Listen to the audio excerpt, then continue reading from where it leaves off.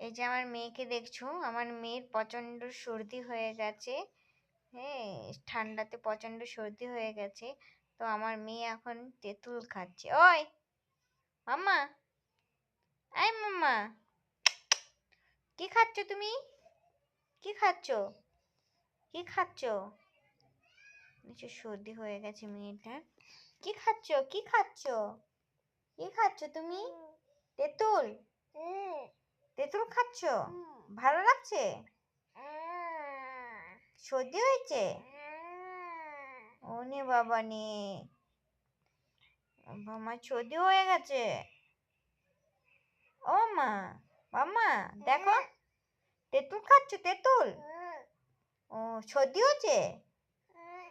আর খেও নি বাবা? ভালো?